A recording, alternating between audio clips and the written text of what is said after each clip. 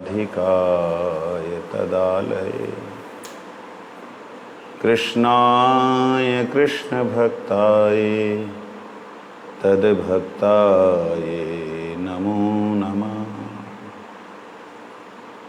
श्री कृष्ण चैतन्य प्रभु नित्यानंद श्री अद्वैत गदाधर श्रीवासादि गौर भक्त वृंद। हरे कृष्ण कृष्ण कृष्ण हरे हरे, हरे राम राम राम हरे हरे।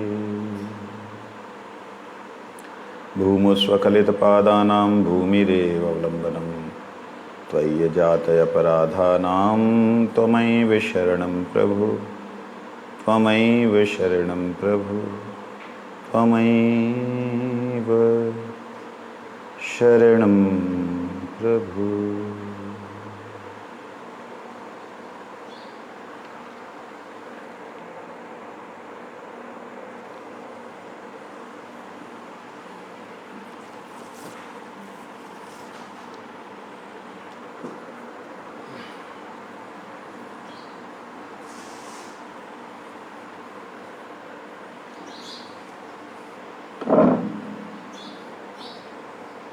हम लोग श्रवण कर रहे हैं जैव धर्म।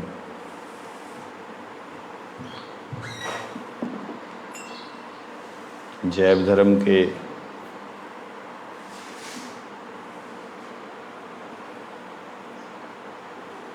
बारे में जब स्मरण करते हैं तो बार बार ऐसे लगता है कि भक्ति विनोद ठाकुर जी ने सारे शास्त्रों का, अब तो यहाँ पे दिखाई देता वेदों का सार, सभी वेदों का जो सार है उसको निकाल कर रखा।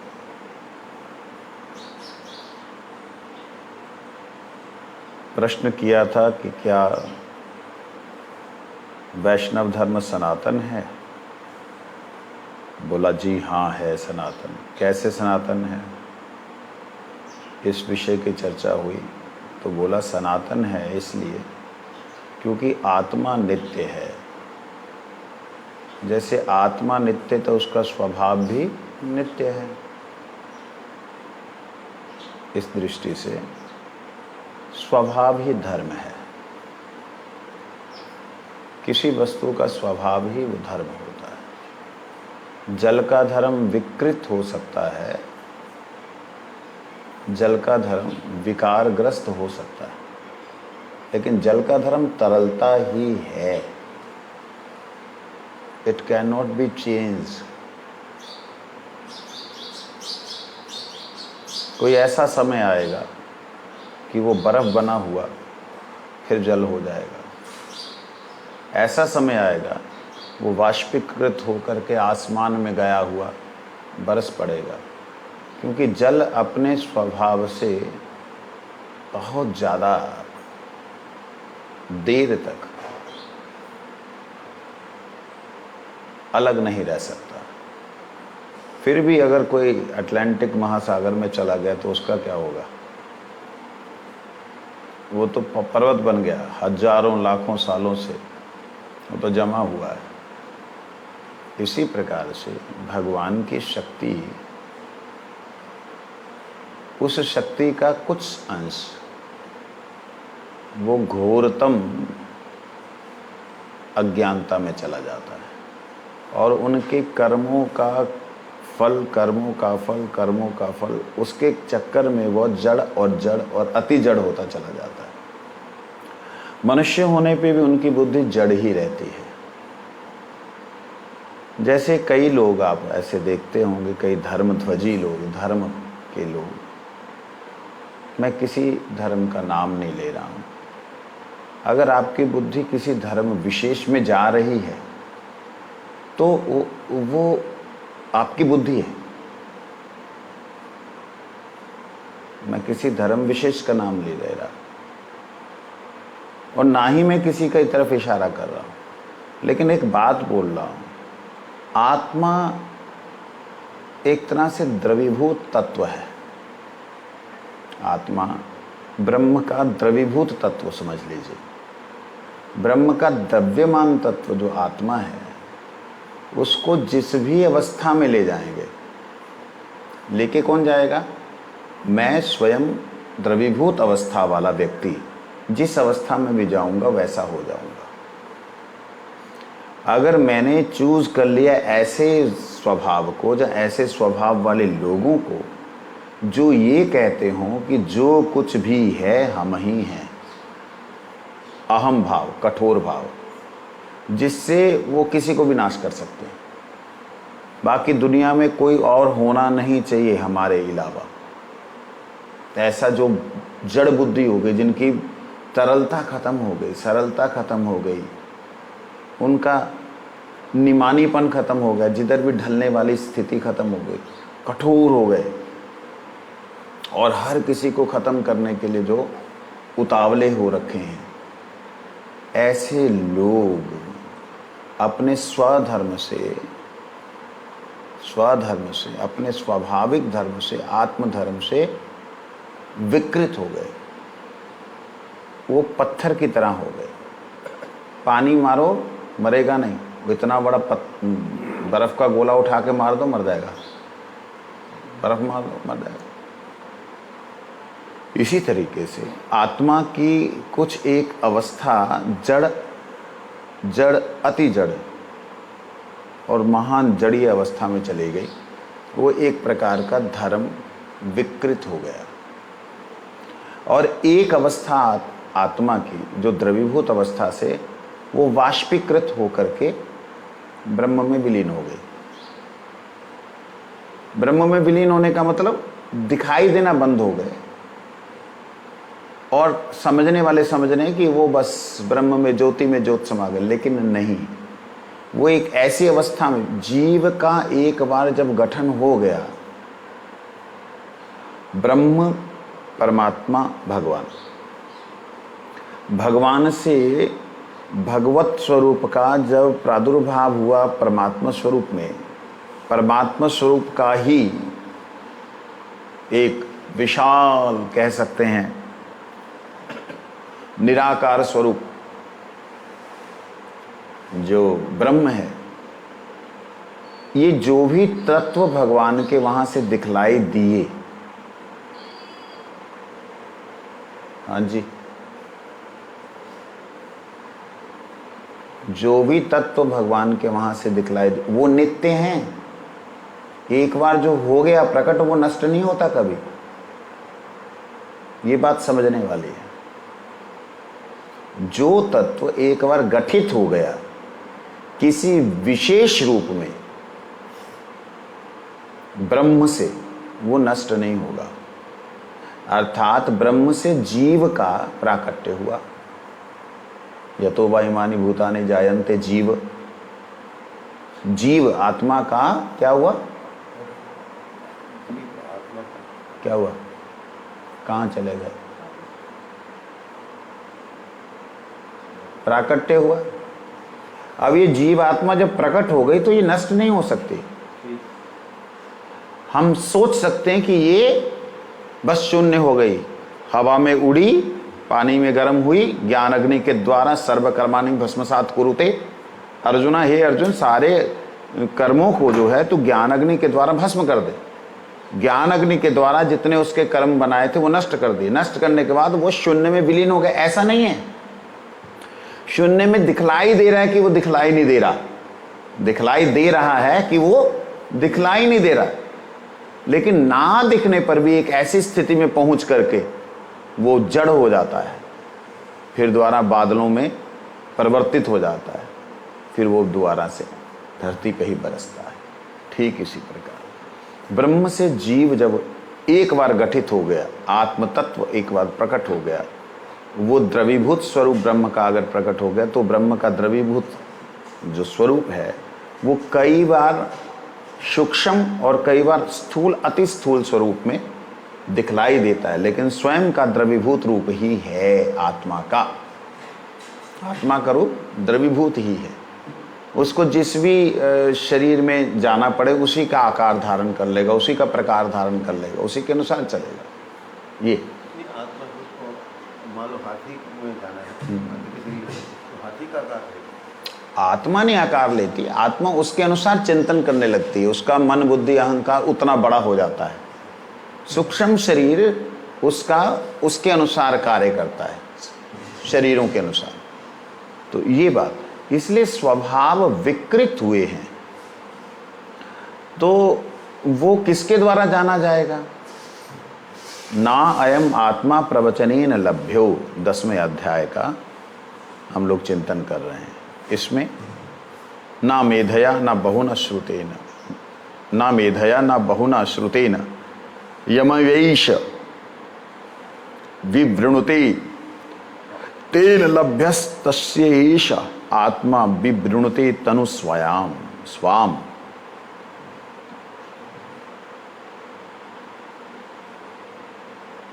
ये जो परब्रह्म है, ये ब्रह्म है, ये किसी के द्वारा जाना नहीं जा सकता। जैसे अब मैं बोल रहा हूँ, समझाने की कोशिश कर रहा हूँ, लेकिन इससे समझ में नहीं आएगा। जब मैं द्रवीभूत अवस्था बोल रहा हूँ ब्रह्म की, जीव को, तो इसका मतलब हमारी बुद्धि में जहाँ तो दूध की तरह द्रवीभूत, जहाँ जल की तरह द्रवीभूत, ऐसी बुद्धि में आ रहा है। क्योंकि हमारे पास में द्रवीभूत शब्द का कोई अर्थ दिखलाई नहीं देता।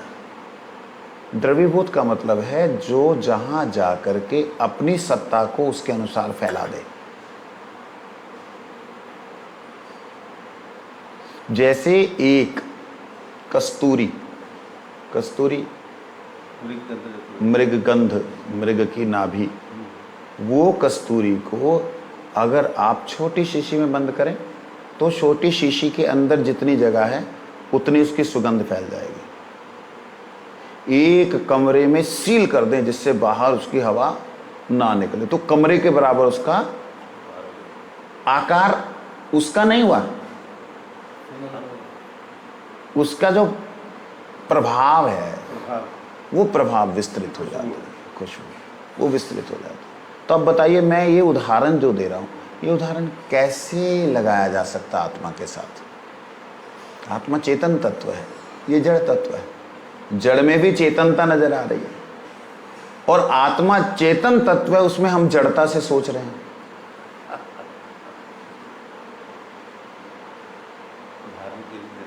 मजबूरी है उदाहरण देना, समझ ही नहीं आएगा लोगों को। जैसे जल को किस पात्र में डाल दो उसका आकार लेते हैं, वही आत्मा को। अब और तो कोई आपके पास वस्तु नहीं है ना समझाने के लिए। ये सुगंध वाला अच्छा है, कस्तूरी वाला अच्छा है, जहां आपने रखा उसके अनुसार उसने स्वरूप धारण कर लेना। और उसके बाद में अगर वह, अब उसी उदाहरण को आगे लें, अगर वह किसी व्यक्ति के पास से निकाला जाए, गुजारा जाए, तो उसमें से अगर एक भी छिद्र होगा उससे उसकी सुगंध फैल जाएगी। इसी प्रकार जो शुद्ध भक्त इस संसार में आते हैं वो भगवान की भक्ति की कस्तूरी को अपने हृदय में रखते हैं, लेकिन जैसे उनका कोई छिद्र अर्थात मुखारविंद से, उनके श्वासों से, उनके कर्णों से कुछ भी नाम श्रवण कीर्तन अनुभव होता है, वो जीवों को कल्याण कर जाता है, उनको आकर्षित कर जाता है। वो आकर्षित करके अगर उनके पीछे लग जाए, यहाँ से आई थी, यहाँ से आई थी, तब तो काम बन जाएगा। यार हाँ सुगंध आई थी, कहाँ से आई पता नहीं, हवा से आई। हवा में सुगंध थोड़ी है भाई, अगर हवा में होती तो पहले भी आती, अब बाद में भी आती। कोई गया है उसे देखो कौन गया, उसका पीछा करो। हम पीछा नहीं करते, हम उस सुगंध की व्याख्या करने लग जाते हैं। सुगंध के बारे में खूब बोलेंगे, लोगों को आकर्षित करेंगे, मेरे आहा क्या सुगंध क्या सुगंध। ऐसे भगवान के विषय में बहुना श्रुतेन, बहुत कुछ श्रवण कर रहे हैं, बहु प्रवचनेन, बहुत प्रवचन कर रहे हैं भगवान के बारे में, बुद्धि लगा रहे हैं बहुत सारी। ये सुना था, इसको कैसे सजा के बोल दूं, जहां बुद्धि का प्रयोग ही ना हो रहा हो, जहां बुद्धि को यूज ही ना किया जा रहा हो, और जहां आ रहा हो, वो है भगवान का प्राकट्य। जहां तत्व प्रकाशित हो, वो प्रकाश ही भगवान का सही मायने में स्वरूप दर्शन कराता है। कई बातें मैंने देखा गुरु महाराज जी ने जीवन भर संकुचितता के कारण, निमानीपने के कारण, दैन्यता के कारण, तृणादपि सुनी चैन की मूर्ति होने के नाते छुपा के रखी, प्रकाश ही नहीं किया। लेकिन कई घटनाएं ऐसी सबके साथ देखने में आई, जो भी हमारे पुराने गुरु भाई, वो देख के ही लगता है ये तो साधारण महापुरुष कर ही नहीं सकते, साधारण महापुरुष कर ही नहीं सकते। व्यक्ति की तो बात छोड़ दीजिए, ऐसी दिव्य दिव्य घटनाएं कई बार, जैसे वो बारिश वाला तो कई बार हो चुका, तपती हुई धूप, चिलचिलाती हुई, कोई निकल नहीं सकता। ऐसे समय में विपिन प्रभु जी हमारे जलंधर के गुरु जी से बोले, महाराज 2 घंटे हो रुक जाओ।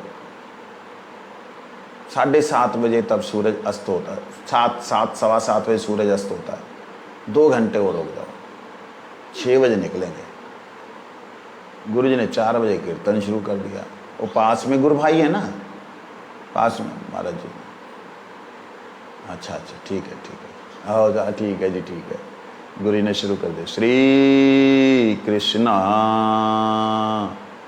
चैतन्य प्रभु नित्यानंद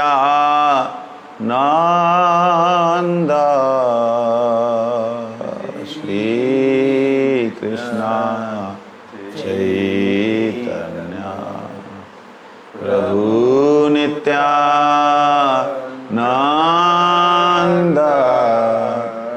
हम भागे, मतलब नेचुरली मृदंग वगैरह हम तो रेडी रहती थी, लेकिन हम भागे भी। गुरु जी ने शुरू कर दिया, श्री अद्वैता। गुरु जी अपना शुरू हो गए, हम लोग मृदंग उठाकर शुरू हो गए। प्रभु जी, गुरु जी ने पंचतत्व किया, वो जो गुरु जी करते हैं, श्री कृष्ण चैतन्य प्रभु दया करो मोरे, वो क्या जयदाव जयदाव ना दया करो मोरे। उसके बाद इतो नरसिंह पर तो नरसिंह, 4 बार इतो नरसिंह पर तो नरसिंह, बस। फिर जयदाव जयदाव, भक्त प्रहलादेर जयदाव जयदाव, नरसिंह देवेर जयदाव जयदाव, करते करते करते निताई गौरांग निताई गौरांग, तो प्रायः पौना घंटा लग गया। गुरुजी ने कुछ नहीं देखा, गुरुजी मंदिर का परिक्रमा किया, बाहर निकल गए। प्रभु जी हैरान हो जाएंगे, ऐसा हुआ ही नहीं। मतलब लोगों की आंखें फटी की फटी रह गई। मैंने अपने जीवन में ऐसी चीज देखी नहीं थी। बादल का मानो 2 टुकड़े होंगे, आगे एक बरसाता हुआ जा रहा है, जिस मार्ग से जाना उनको पता है, हल्की हल्की बारिश करता हुआ, फुहार मारता हुआ जा रहा है, और पीछे से हुमस, वो हुमस को ठंडा करने के लिए ऊपर से पुष्प वृष्टि की तरह हमारे ऊपर। इतना दिव्य वो उत्सव था, मैं नहीं भूल सकता अपने जीवन में। अब विचार करने वाले, जो सृष्टि को भगवत सेवा के लिए, अंडरलाइन, सृष्टि को भगवत सेवा के लिए निवेदन करते हैं, और वो सृष्टि का देवता उन्हें मना नहीं कर सकता। ऐसे महापुरुष, ऐसे दयालु, वो जब कहीं से निकल करके गौरंग निताई गौरंग करके जाते हैं, तो वो कस्तूरी उनके अंदर रहते हुए भी मुखारविंद से बाहर फैलाते चले जाते। और मूर्ख लोग, मेरे जैसे मूर्ख लोग उसकी व्याख्या करेंगे, वो पीछे नहीं जाएंगे कि वो कस्तूरी जो लेके गए, निकल के गए, कैसे गए। उनके पदचिन्हों पे चलते हुए हम लोग फूल बरसाते जाते हैं नगर कीर्तन में, तो वो ये देख के नहीं जाएंगे कि फूल बरस रहे हैं, यार इतू ही गए उनके। वो मूर्ख लोग वहीं बैठे रहते, वो गजब, वो गजब देखा क्या कीर्तन था जी, वो शांत बुजुर्ग शांत, वो ऐसे आंखें ऊपर की हुई नाच रहे, ऐसे लोग बोलते थे, लेकिन वो अनुसरण नहीं करते। ऐसे कहते हैं, ऐसे प्रवचन करने वालों से भगवान अपने आप को ना आयम आत्मा प्रवचन ही न लभ्य, बड़ा बुद्धि लगा करके उसको बोल रहे हैं जैसे मैं बोल रहा हूँ, इससे नहीं मिलेगा, बहुत सुनने से नहीं मिलेगा, जिसको वो स्वयं अपना आप का दर्शन करवा दें, दिखला दें। ये बात इन्होंने बोली कल। कहते हैं वही वैष्णव धर्म है जिस वैष्णव धर्म को श्रीमन महाप्रभु ने शिक्षा दी, इसमें संदेह करने का कोई कारण नहीं। न्याय रत्न ने कहा समस्त शास्त्रों का मूल कृष्ण का भजन है, ब्रह्म ज्ञान नहीं। क्या वेदों में इस प्रकार का मंत्र नहीं पाए जाते? वेदों में ब्रह्म ज्ञान के मंत्र पाए जाते। क्या वैष्णवदास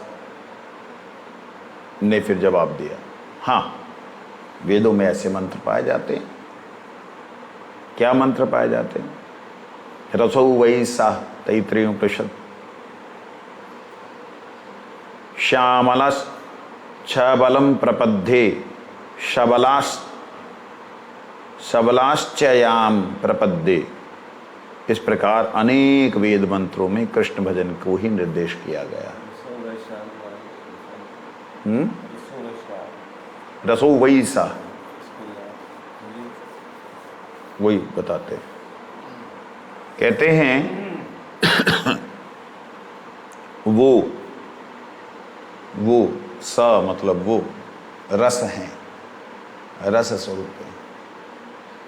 अब इस रस को अगर हम लोग द्रव्यभूत से ले तो थोड़ा गड़बड़ी हो जाएगी, लेकिन है द्रव्यभूत ही। भगवान भी भक्त के ऊपर द्रव्यभूत होकर के ही आते हैं, द्रव्यभूत होके आते हैं, तो है द्रव्यभूत स्वरूप ही भगवान का भी। और वह द्रव्यभूत का साक्षात स्वरूप अगर कहीं दर्शन करना हो, श्री राधा कुंड राधा रानी का द्रव्यभूत स्वरूप है, श्याम कुंड जो है श्याम सुंदर का द्रव्यभूत स्वरूप है। तो जहाँ वो अपने आप के भाव में भावित होकर के स्वयं ही सरोवर स्वरूप से मतलब बह गए हों, भक्त के भाव में बह गए हों, जहाँ भक्त भगवान के भाव में बह गए हों, वो उनके चरणों में लोटपोट हो रहे हों, वो उनके चरणों में लोटपोट हो रहे हैं, वो उनको मना रहे हैं, वो उनको मना रहे हैं। ऐसा दिव्य जो है स्थान है, इसलिए सर्वश्रेष्ठ स्थान इसे कहा गया है। तो यहाँ कहने का मतलब रसो वही सा, जितने प्रकार के रस हैं, अनुकूल प्रतिकूल जो भी रस है। प्रतिकूल मतलब जैसे भगवान के विरोध में भी आप भगवान को प्राप्त कर सकते हैं।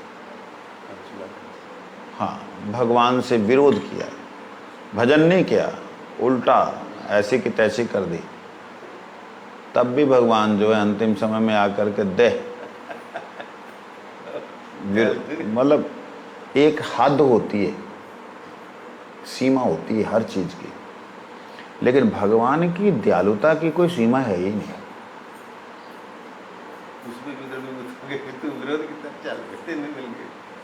मतलब जो जिस भावना में इतना बह जाए कि वह अपने आप को भी भूल जाए, और उस भावना में इतना बह जाए कि उससे सामने वाले के अलावा कोई नजर ना आए। इस संसार में भी ऐसा होता है, लेकिन संसार में अंतर्यामी नहीं है ना, इसलिए पूरा नहीं हो पाता। भगवान सर्व अंतर्यामी है। कंस ने इतना ही भगवान को पिया, इतना ही भगवान को पिया, इतना ही भगवान को खाया कि वो वर्णन नहीं किया जा सकता। वो खाता है तो उसको कृष्ण नजर आता है, मतलब उसमें कृष्ण ही उसे दिखाई देता है, उसको विष्णु दिखाई देता है। पीता है तो उसे विष्णु दिखाई देता है। इतना ज़्यादा विष्णु का भक्त भी नहीं शायद चिंतन करता होगा जितना द्वेषी करता है। अनुकूलता में मेरे को लगता है भजन कम होता है, प्रतिकूल अवस्था में शायद ज़्यादा होता है। क्यों? अनुकूलता में भजन करने में व्यक्ति का ध्यान इधर उधर और सेवाओं में जाता है, कामों में जाता है। प्रतिकूल अवस्था में तो और कुछ नज़र ही नहीं आता। डर की अवस्था हमारे और भी है। डर की अवस्था में तो भाई, अब आप देखिए, वैसे हमारे ब्रह्मचारी प्रभु जी एक, वो ऐसे सांपों को पकड़ लेते, मतलब डंडा लेके या कुछ लेके सांप को पकड़ के उसको डब्बे में बंद करके ले जाते। लेकिन एक बार उनकी गौशाला में एक बड़ा सा सांप दिखाई दिया, वो बेचारा चला भी गया। वो सिर्फ ये हुआ कि रात भर वो एक चूहे को मुंह में डाला हुआ खा नहीं पा रहा था। मैंने बोला खा नहीं पाएगा, मुंह छोटा है इसका। सब लोग बोले खा लेगा खा लेगा खा लेगा। अब वो मर चुका था चूहा, अब उसका भोजन था उसके मुंह में था। सारी रात वो तड़पता रहा, नहीं वो खा पाया। सवेरे सवेरे वो चला गया। अब वो महात्मा जो पकड़ लेते थे, वो महात्मा गौशाला में डालने के लिए डरे कि पता नहीं कहाँ बैठा होगा। वो मैंने कहा भाई जो जाने वाला चला गया। नहीं, मतलब कहने का मतलब कि एक जो है भाव भय का ज़्यादा देर रहता है, अनुकूलता का नहीं रहता। किसी परिस्थिति ऐसे में फंस जाते हैं तो नर्सिंग बंद करते हैं। जब तक वो परिस्थिति रहती है तब तक डरते रहते हैं, भगवान का नाम करते रहते हैं। ऐसा, इसलिए हमें ध्यान देना होगा कि वो सारे रसों के आकर हैं। मतलब किसी भी रूप से अगर कोई तल्लीन हो, कहने का मतलब तल्लीन, उनके अंदर लीन हो जाए, इतना जरूरी है बस। उनके अलावा कोई और नज़र ना आए, चाहे वो अनुकूल हो, चाहे प्रतिकूल हो, चाहे हास्य हो, चाहे विनोद हो, चाहे मतलब कोई मस्करा भी ना, मस्खरा को बहुरूपिया भी ना भगवान को प्रसन्न कर सकता है। अगर वो बहुरूपिये के दिमाग में आ जाए, कन्हैया को मैं ना दिखाऊंगा, देख कैसे बनता हूँ मैं, बहुत कुछ बने और दिखाए भगवान को, भगवान उस पर प्रसन्न हो जाएंगे, उसको गोलक धाम बुला लेंगे सिद्ध ही, बिना टिकट के। लेकिन उसका लक्ष्य इतना ज़्यादा भगवान के प्रति होना चाहिए, वो हो सकता है कि वो साधना ना कर रहा हो, अपने आप को सजाने संवारने में लगा हुआ हो, लेकिन लक्ष्य उसका भगवान की प्रसन्नता हो, प्रीति हो, लक्ष्य भगवान को गुस्सा दिलाने का हो। मतलब किसी भी हास्य, रौद्र, करुण, विभत्स इत्यादि भगवान के मुख्य रसों से बाहर 7 रस और हैं। इसलिए क्या रसो वही सारे रसों का आकार हुआ। अब इसमें तीक्ष्ण, लवण और जो कड़वा, मीठा और उसके बाद में कषाय, ये सब पंचरस और भी हैं, वो भी कृष्ण में ही हैं। सब कुछ कृष्ण में है। इसलिए उन्हें कहा रसो वैसा। ये ब्रह्म के लिए नहीं बोल सकते रसो वैसा, नहीं बोल सकते। आप ब्रह्म के साथ में जो निराकार, निर्विशेष, निशक्तिक है, जिसका रूप नहीं, रंग नहीं, रेख नहीं, जो अलख निरंजन है, उससे आप किस भाव से सेवा करोगे? वो भाव तो होगा ही नहीं। जब आदान प्रदान नहीं होगा तो भाव कहाँ से होगा? जो लखा ना जाए, अंजन आँखों से जो परे है, अलख ना लखा जाए, दिखा ना जाए, अंजन से परे, आँखों से परे, अंजन में ना आए, आँखों में ना आए। उसको क्या वो क्या करेगा? उससे क्या प्रीति करेगा? हवा से कहेगा ले बोक खा ले, ए होगा? ठाकुर जी सामने हो तब तो कोई प्रीति लेना दें। तो रसो वैसा ये भगवान के लिए ही लगता है। तो यहाँ कहा है जो बहुत से लोग भिक्षा मांगते हैं, अलख निरंजन ऐसा बोलते हैं, तो उसका तो कोई अर्थ ही नहीं होगा। ना, ब्रह्म का, उसका ब्रह्म के लिए है वो, जो भीख मांगते हैं। हाँ, तो ब्रह्म के लिए शब्द है ना। अलख ना लखा जाए, निरंजन है वो, अलख निरंजन। वो इस बात से बोलते हैं कि हम उसी के हैं, देना दे दे कुछ। शिव जी भी इस शब्द को उच्चारण करते हैं। क्या है? श्यामाश्छबलम प्रपद्ये शबलाश्छयाम प्रपद्ये, छांदोग्योपनिषद में कहते हैं कृष्ण सेवा द्वारा विचित्र विलासों से पूर्ण अप्राकृत चिदानंदमय धाम की प्राप्ति होती है तथा विविध विचित्रताओं से पूर्ण उस चिद जगत से कृष्ण की प्राप्ति होती है।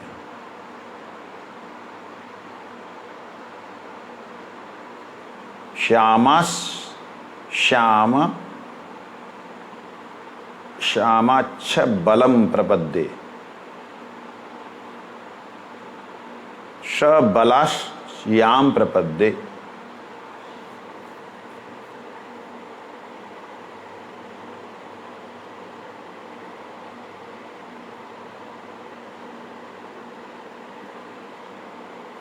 यहाँ जो अर्थ किया है वो उससे थोड़ा सा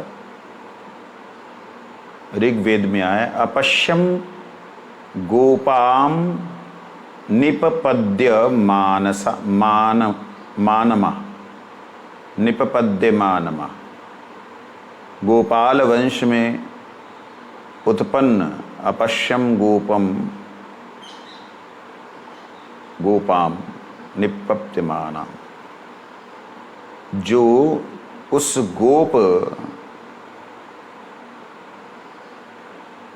गो पालन करने वाले का दर्शन करता है। निपपद्यमानम, उसका कभी भी पतन नहीं होता। वे अच्युत हैं। कौन? जो गो पालन करने वाले हैं। तब गोपाल का नाम आ गया।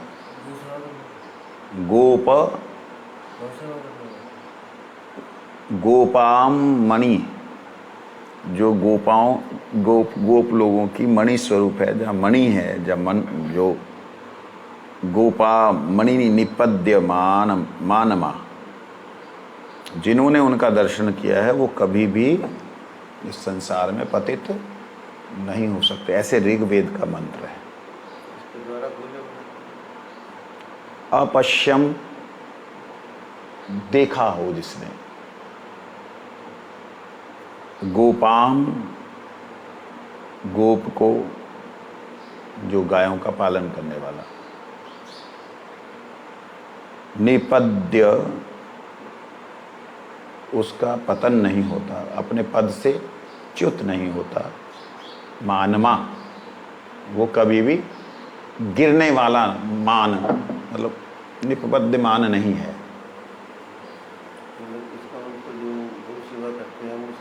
उसकी बात थोड़ी हो रही है, ये तो कृष्ण की बात हो रही है, उस परमात्मा की बात हो रही है। कृष्ण का दर्शन करने वाले जो हैं उनका कभी भी पतन नहीं होता। जैसे ब्रह्म का दर्शन करने वाले जो हैं उनका हो सकता है कि वह पुनः माया में आकर्षित हो जाएं, क्योंकि उनको आधार नहीं मिला है। लेकिन जो गो ब्राह्मण हिताय च जगत हिताय कृष्णाय गोविंदाय नमो नमः, उसकी जो बात हो रही, उसका एक बार जिसने दर्शन कर लिया, भगवान के लिए बात हो रहा है ये बात। तो इस तरीके से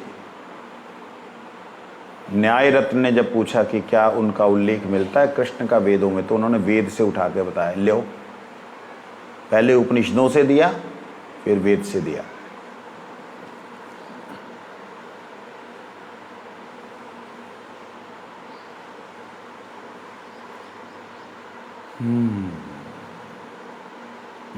वैष्णव दास ने बोला क्या श्याम शब्द से कृष्ण का उल्लेख नहीं हुआ? उसमें ऊपर आया ना, श्यामाच्छ बलम प्रपद्ये। जो श्याम है उसको आच्छादित करने वाले जो बल हैं, बलराम, उनकी शरण में जाओ। श्याम सुंदर को जिन्होंने आच्छादित किया हुआ, वो बल के पास जाओ। उसमें तुम्हें दर्शन नहीं हुआ, तुम्हें उसे पता नहीं लग रहा क्या वो उपनिषद है? उपनिषद वेद का मुख है, शिरोभाग है, लेकिन फिर भी वेद अपने आप में एक अलग सत्ता लिए हुए है। तो वेद से ये मंत्र दिया।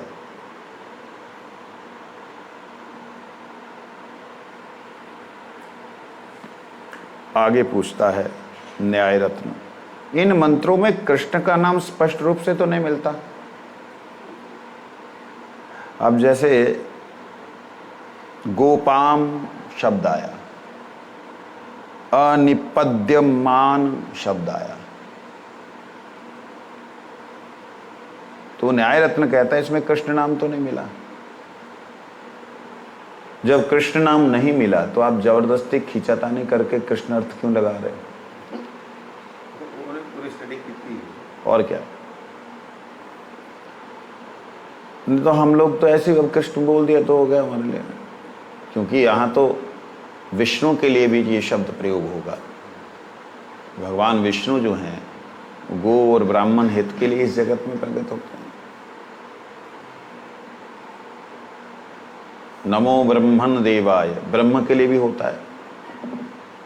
नमो ब्रह्मण देवाय गो ब्राह्मण हिताय च, हे ब्रह्म आपको मेरा प्रणाम है, आप गो और ब्रह्म के हित के लिए, जगत हित के लिए कृष्ण रूप से आते हैं, इसलिए आपको मेरा प्रणाम। तो यहाँ पे तो मायावाद प्रचार हो गया कि भगवान का नित्य स्वरूप नहीं, वो ब्रह्म जो है वही गो ब्राह्मण के हित के लिए संसार में कृष्ण रूप से आते हैं, ऐसा दिख रहा है।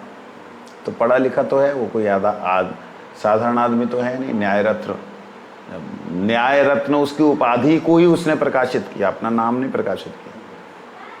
डॉक्टर साहब जैसे प्रयोग करते ना, ऐसे न्याय रत्न।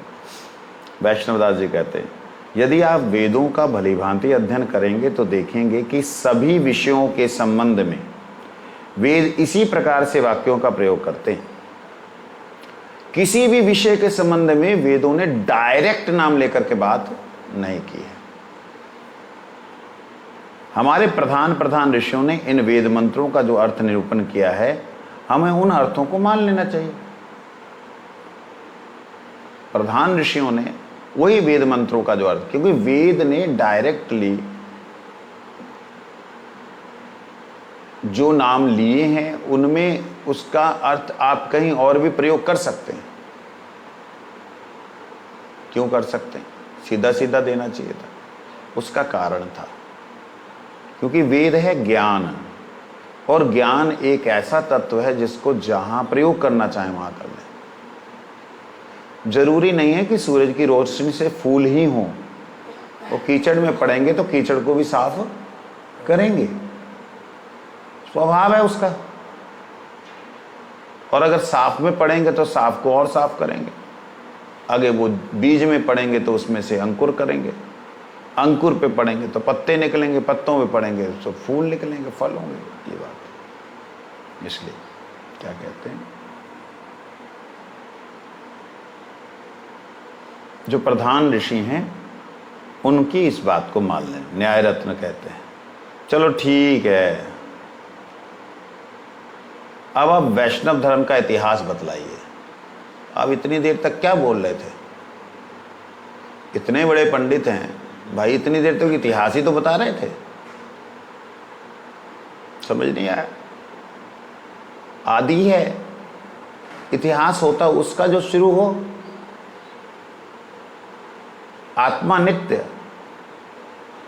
नहीं, इतिहास बताओ कि इस जगत में मतलब कैसे आया, कहने का मतलब इस जगत में कैसे आया। तब वैष्णवदास जी ने कहा, मैं कह चुका हूं कि वैष्णव धर्म जीवों की उत्पत्ति के साथ ही उदित हुआ है। प्रथम वैष्णव है कौन? ब्रह्मा, जिन्होंने विष्णु की आराधना की। महादेव जी वैष्णव हैं, समस्त प्रजापति वैष्णव हैं, ब्रह्मा के मानस पुत्र नारद मुनि इत्यादि वैष्णव हैं। अब इससे यह स्पष्ट प्रतीत होता कि वैष्णव धर्म सृष्टि के आदि काल से ही चला आ रहा है।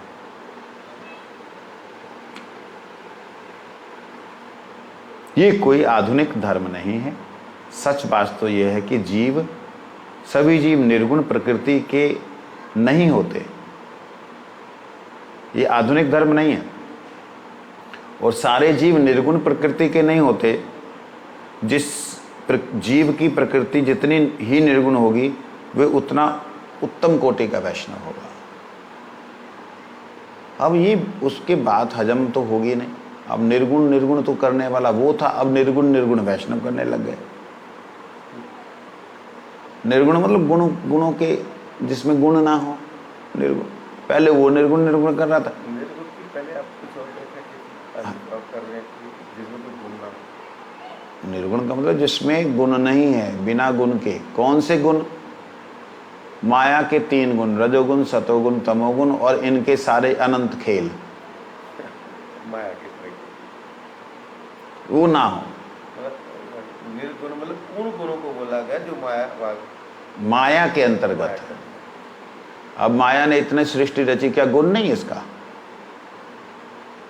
निर्गुण उसको बोलेंगे जिसमें ये जितने भी माया के गुण हैं, सृष्टि स्थिति लय, ये रजोगुण, सतोगुण, तमोगुण, और इनके बहुत से विकार, इनसे बहुत सी चीज। जैसे रजोगुण 1%, तमोगुण 10%, सतोगुण 20%। और कितनी अलग, एक अलग क्वालिटी बन गई। ऐसे ही 20% सतोगुण, 5% तमोगुण, 2% रजोगुण, ये नई क्वालिटी बन गई। ऐसे ही हजारों तरह के विकार केवल 3 गुणों से बनते हैं। हजारों तरह के गुण केवल 3 गुणों से बनते हैं। समझ लगी? इसलिए निर्गुण कहा कि ये प्रकृति के जो गुण हैं उनसे परे है। और जितना जो व्यक्ति निर्गुण होते हुए भगवान की शरण को ग्रहण करेगा वो उतना ही श्रेष्ठ वैष्णव है। नहीं, फिर मतलब व्यक्ति इन माया के 3 गुणों से ऊपर चला जाता है। आपने भी बोला जो इन 3 गुणों से ऊपर चला जाए, क्या व्यक्ति इन 3 गुणों से मुक्ति पा सकता है? निर्गुण हो सकता है? बिल्कुल। माया के गुण जो हैं हमें इस जगत में भ्रमाते हैं। उदाहरण के लिए प्रकृति क्रियमाणानि गुणैः कर्माणि सर्वशः अहंकार विमूढ़ात्मा कर्ता अहम इति मन्यते। समय हो गया। प्रकृति जो है वो सब कुछ करती है। भगवान गीता में कहते हैं किससे? गुणेन सा प्रकृति क्रियमाणानि गुणे कर्माणि, गुणों के द्वारा कर्मों को करती है। सर्वशः, हमेशा। लेकिन जो विमूढ़ आत्मा है वो समझता मैं कर रहा हूं। अब जब प्रकृति कर रही, प्रकृति करवा रही है, तो विमूढ़ आत्मा सोचता मैं करता हूं, तो फिर हम कर क्या रहे हैं? हम तो नहीं कुछ कर रहे, सारी प्रकृति कर रही। हमारा दोष काहे को भाई? हमें नरक स्वर्ग काहे को दे रहे? ये कल को बताएंगे। याद रखना इस क्वेश्चन को, लिख लेना जाके, और कल इसको पूछना, फिर इसके आगे चलेंगे। वंशा कल्पतरुभ्यश्च कृपा सिंधुभ्यो वैष्णव।